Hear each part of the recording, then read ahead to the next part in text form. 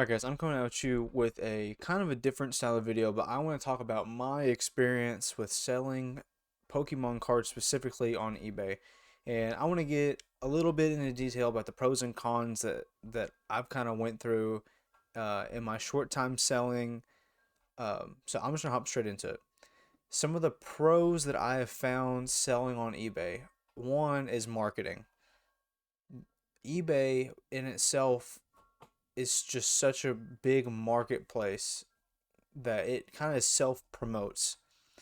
And by that, I mean, if somebody's looking for one specific card, one specific product, whatever that may be, let's say, you know, just say Journey Together or Battle Partners, if they Google that or if they go on eBay and find that, I think that they're more likely to find the item through you on eBay rather than if they search Battle Partners up on Google looking for a place to buy it.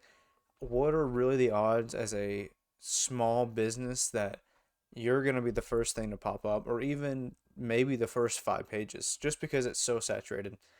But you do pay for marketing in a way through eBay, and we'll get into that later as we hop into the cons. Next pro is sales tax. Through eBay handles all sales tax for you. And as previously owning a short term business, I can say that handling sales tax for the first time was a little bit stressful just because it adds another element and adds another food on your plate. And that's just something that I don't want my mind to have to be on, for Pokemon and for sourcing purposes, I want to be going out and looking for deals. I want to go out and be looking for these cards that I can buy at a percentage and then turn around and flip them, or buy sealed product, wholesale, and turn around and sell them, or whatever it may be. And the last thing that I kind of want to be worried about is collecting, sales tax and having to report that, whether it be monthly or quarterly, or sometimes yearly. But for my last business, it was quarterly, and it just adds another thing to your plate. And I know eventually that's just kind of a need that'll happen in terms of growth. Adding that is necessary. But I do like the fact that eBay takes care of that for you. It reports it, it takes it automatically, then it takes it back off, and you don't have to worry about it. Flowing into the next point is that eBay is a little more hands off than your typical website. And by that I mean, your sales taxes I just went over, you don't have to really worry about that. You can just put a listing up and let it ride. You may get, if you have offers on, you may have to worry about that, but you really don't have to micromanage your page. You can go up and let it ride. And like, I go through and recheck card prices just because Pokemon's really volatile, and I want to make sure I'm offering around market prices. Some are a little higher, some are a little lower. But I want to make sure that I'm staying somewhat competitive. That way, eBay is recommending me. Um, but I don't have to worry about even more background stuff in terms of, accounting and everything like that. I just don't have to deal with it if I'm going through eBay rather than selling on my own website.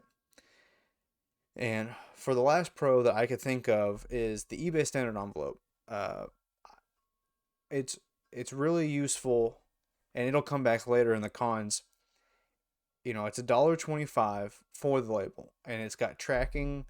You can ship it in just a normal plain white envelope. I use Brown's, I think it's 6x4 or 7. I think they're 7x5 envelopes, and I can put cardboard, card saver one, put the card in there, tape it down, send it out, good to go.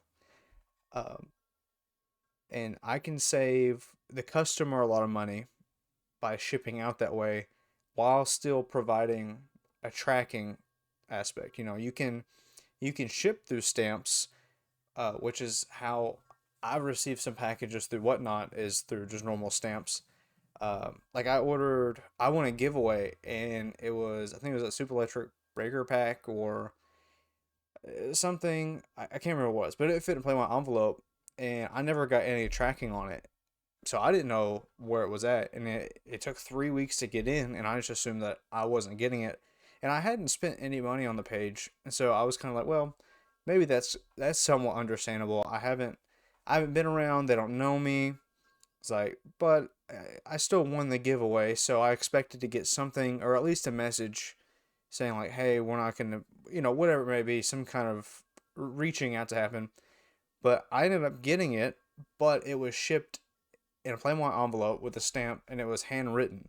So there was no way for me to know as a consumer that my package was even on the way or where it was at.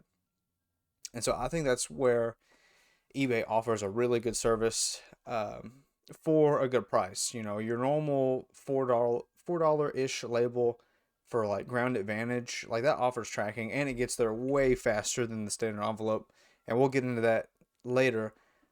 But I'm saving $2 on shipping because I charge $2 shippings on like my smaller cards just to account for everything else. Um, I can save myself money. I can save the customer money by not tacking on $2 more, and well, really, it would probably be $3 more just to account for the label. I put it in a bubble mailer. I would put it, whatever it may be. Um, so I think that eBay has something really good going. But now flowing into the con side of the eBay standard envelope, the past few months, and I've experienced this personally, the tracking is really unreliable and really inconsistent. And I say that because I have a package that went out on the 3rd of February, and I'm recording this as of the 28th. I still, that still hasn't been reported as delivered. But I know it has because the customer has left feedback saying it was well packaged and it wasn't an auto message. The customer said that they received the card, it was well packaged, and they'll definitely buy again.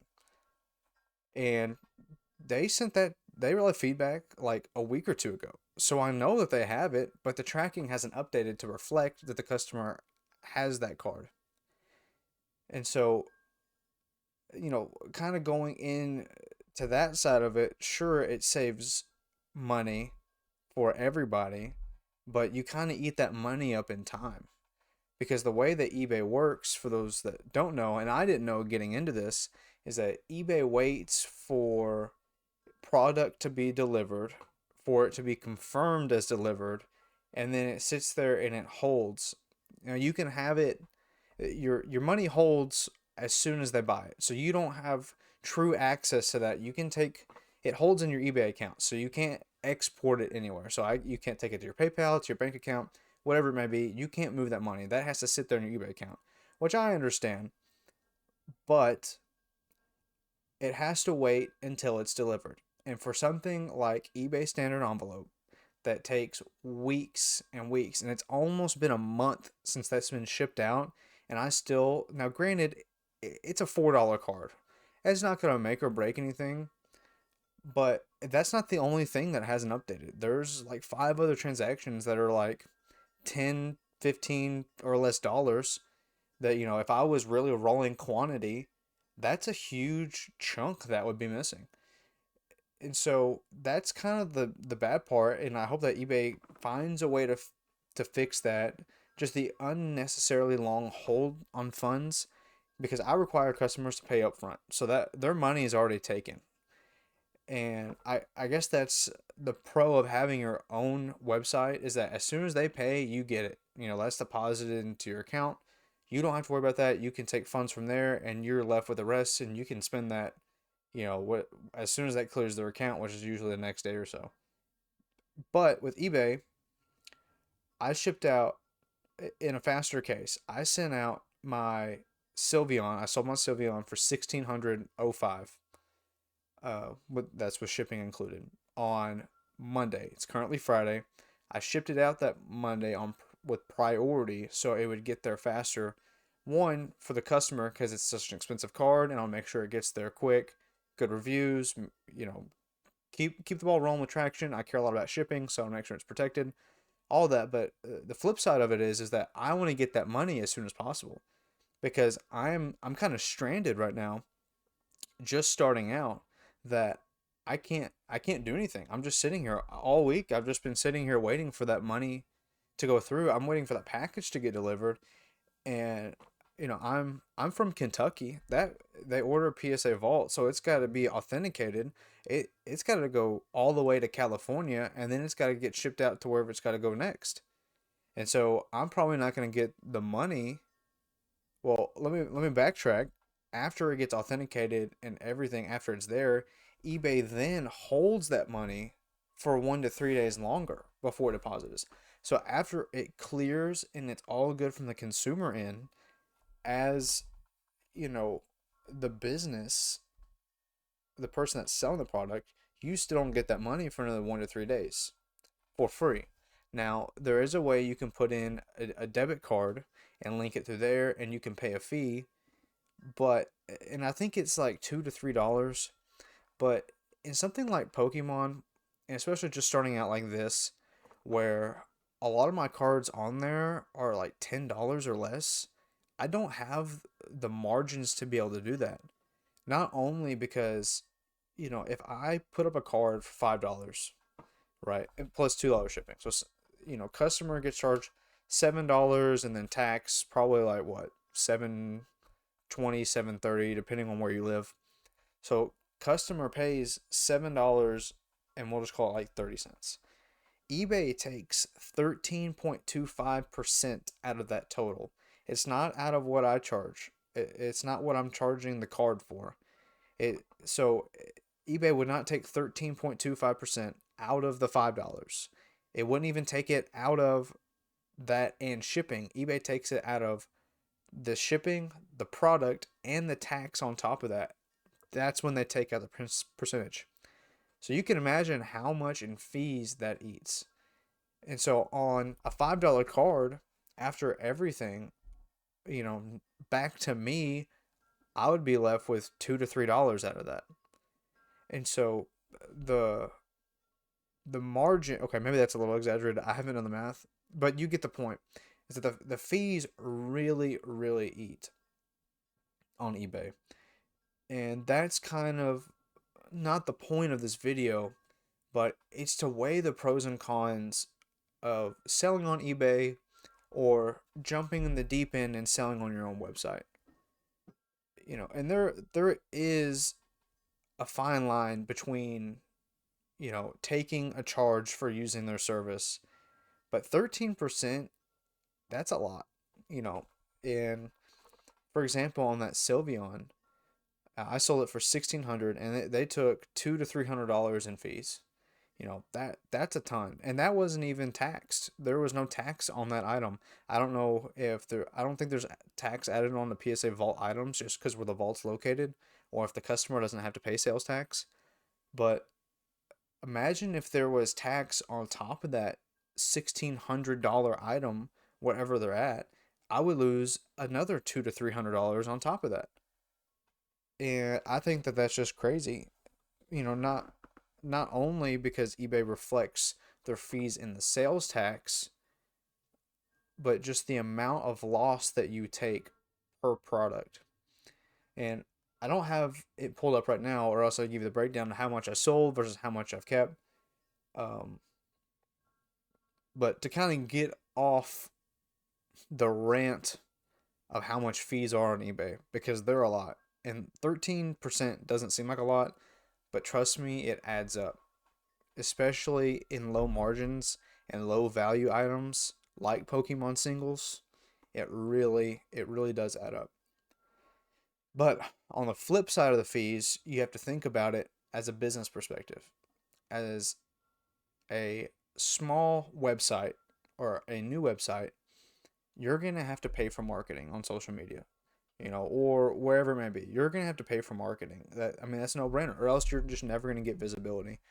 You may have to eat giveaways. You may have to pay for some other things just on social media to try to get the ball rolling. So then the question really becomes, do the fees justify themselves versus paying for marketing on your own website?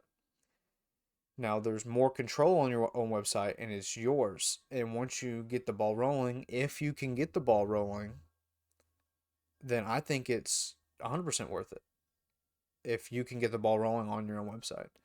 But just starting out, I think personally, eBay is kind of the way to go for now. Once you kind of get that going, and for me, social media, TikTok and YouTube in particular, is a tool to be used to not only share my passion for the hobby, but to also build a following so that way eventually when I determine it's big enough and I'm ready to jump in with the big boys, I can open up my own website, and that way I can have full control over whatever I'm doing. Now that comes with more responsibility, sure, but it's mine. I can control prices. I don't have to compete with anyone on the same platform. And that's another thing about eBay is that you can directly through eBay click on see similar items. And eBay tells you, and it pulls up all the similar items that have sold. You can even sort by sold listings. And that's all competition, so people go based on the last few sold. But if thing people don't check far enough back, like what if a couple auctions were duds? What if a couple people hike the price really high, but it's really not that high value of an item? And so there's keeping up with market price to an extent, um, but at the same time, I just don't know. I don't know if it'd be worth to have the competition on the platform, or if it would be worth it to not have the footsteps on the website. And right now, I've kind of determined that eBay is my way to go. And I've watched tons of YouTubers, of course, like the entertaining ones, but also the business side of ones. Pokey is a huge one, and I think what he does is pretty entertaining personally, just because he's so open. And that's kind of what I'm going after, is just the openness, openness and growth. And like, of course, he doesn't show all of his numbers, but he doesn't have to get that traction. He's been doing it for years, and he's earned his right away to be able to do this. And like personally, I think that we're lucky enough to be able to have that content to consume. There's a few other non-Pokemon but still sports cards, or trading card game, or board game, whatever it may be. There's still those people out there that have that openness and are willing to share about their successes, their failures, their horror stories, whatever it may be. And I, for one, as a small creator and small you know business owner, really appreciate that, because it kind of gives me a guideline. And I know that everything changes, but it still gives me somewhat of a guideline to go by, steps to take, when to kind of take those, what risks are probably worth it, what risks are probably not. And something that really isn't talked about much about owning your own website is the background cost. I don't pay anything to sell on eBay. I pay the percentages, sure, but I don't have to pay for any kind of licensing. I don't have to pay for um, the cost of the website itself. If I didn't want to build the website, I'd have to pay somebody to do that. I'd have to pay for accounting stuff to keep track of all that, because it wouldn't be all displayed there. I'd have to keep track of that separately, which I've kind of got my own Excel spreadsheet, but I have to pay for that. And so, that all adds up, and that's either monthly or yearly depending on your subscription, but that really does add up. And if you're not already established of having that turnover income, and that you're willing to lose that, it's kind of like getting into a brick and mortar. When do you jump from a website only or online only into a brick and mortar store? Is it when you start running out of space, or you kind of like, okay, well, maybe I should look into that? Is it when you reach X amount of dollars? Do you kind of jump into the brick and mortar space? I think that really depends on your situation and how much cash flow you have, I think, is the key. Because for me, I want to get to a brick and mortar point. I don't think that'll happen for a couple years minimum. And especially with how saturated the selling market is in Pokemon, I'm not going to be able to get an English distributor, period, until I get a brick and mortar. Unless I get lucky and take off with, whether I'm selling Japanese or selling singles, or, slabs, whatever I may pick. You know, there's a big element of luck involved to be able to take off. And I think social media plays a huge part in that. If you blow up on social media, you can take that audience and shift them and point them in a direction. You won't get all of them, but even if, you've got, let's say, 1,000 followers on TikTok, and you can shift 10% of those on your website, and they buy something once a month. That's 100 people going and flowing to your website every single month. You're getting 100 orders a month. It's like 3 a day. I mean, like, for me right now, 3 orders a day will be crazy. And I guess, to kind of wrap up, the art for me right now, everything is case by case, and it depends on who you are. If you have a really good job and you want to take that income and take it from over here and your personal stuff and move it into the business, and you can afford to eat the website and grow the website, or if you want to jump straight into brick and mortar and try to get distributing, even though Pokemon products impossible to find through distribution, even if you are brick and mortar, you know that's your prerogative. You can do what you want. But for me, that doesn't have disposable income, I think right now it's worth to sell on eBay, even though I'm eating all this for the future, to move to my own website, to then move in to a brick and mortar. And who knows? Maybe it won't be 2 years. Maybe it'll be 5 years. Maybe it'll be 6 months. You know, in terms of own website and then brick and mortar. I think everything in terms of baby steps. Sometimes there's a time to jump into the pool, and I think jumping into the pool is just getting started.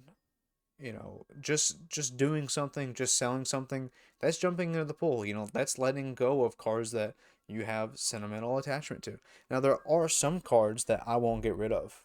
Like this Oshawott right here. I'm not getting rid of that. I mean, it's worth probably like 10 cents, but Oshawott's one of my favorite Pokemon. And so there's times as collectors where you can still collect certain items, but you still need to be profitable at the bottom line, or else you're not going to have a business. And I think that kind of sums it up. There's pros and cons to both. But I think that eBay is just a stepping stone into a website that's a stepping stone into a brick and mortar. But that's kind of my TED Talk. This is a very natural style video. I'm not going to edit at all. I'm just going to let it flow. I had my notes up here, and that's all I had to talk about. I've got a couple more ideas that I want to get going. But thank you guys so much for watching. If you want to check out my other videos, they're very different styled videos. They're kind of opening or reflecting vlog style. I plan to make more of these because I do enjoy just rambling and talking. Because I could sit here and talk for hours on end, because I've already been talking for 20 plus minutes and it feels like I've barely hit the surface of what I want to talk about. But I'm going to wrap this video up, and I may make another one. I'm not sure. But like, subscribe, and then if you want to check out my eBay store, I'll put the link in the description. I also have a Patreon. Everything from Patreon and YouTube earnings, which will be another video, will go to my family versus rolling into the business. I'll get into that another time. I'm working on a Discord. That way we can have kind of a community and we can all talk about whatever we want to talk about. Video games, cards, whatever. Just a community. That's all that matters. So I appreciate you guys for checking me out. Thanks for watching, and I'll see you guys later.